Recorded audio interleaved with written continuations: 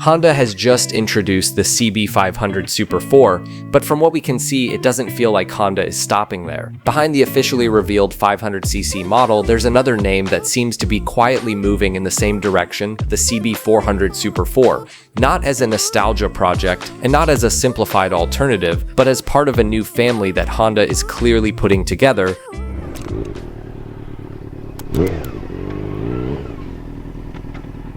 The details from the chassis and suspension to the overall proportions look far too consistent to be dismissed as coincidence.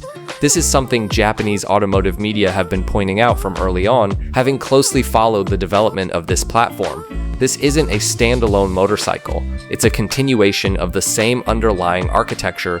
At the Chongqing Motor Show, Honda publicly unveiled the CB500 Super Four alongside its sport-faring sibling, the CBR500R4. Both were clearly presented as production models, and as far as we know today, they represent Honda's new Inline-Four family developed specifically for the Chinese market. At the same event, however, the CB400 Super Four also appeared without an official announcement, without published specifications, and without any formal explanation.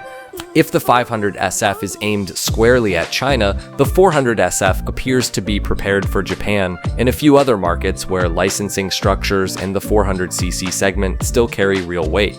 From a technical standpoint, the CB400 looks nearly identical to the CB500. It uses upside-down front forks, dual front brake discs, and a frame layout that makes it clear this wasn't developed as a budget variant. The design follows the same approach. The round LED headlight remains a core Super Four signature, but it's paired with clearly modern detailing. The TFT instrument display, shown on the display unit, suggests a rider interface in line with today's mid-class naked bikes, not a retro model built around outdated hardware. On the engine side, the CB400 SF is expected to use a 400cc version of Honda's new generation Inline-Four. The focus is exactly what the Super Four name has always stood for: smooth revs, clean response, and everyday usability. What's also interesting is that the CB400 SF almost certainly won't stand alone. Just as the CB500 SF was quickly followed by the CBR500R4, this direction opens the door for a 400cc sport-faring variant built on the same technical foundation. Honda appears to be working towards something far more structured than a single new model. If you're curious to see how this story continues to unfold, stick around.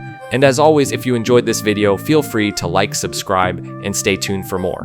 See you in the next one.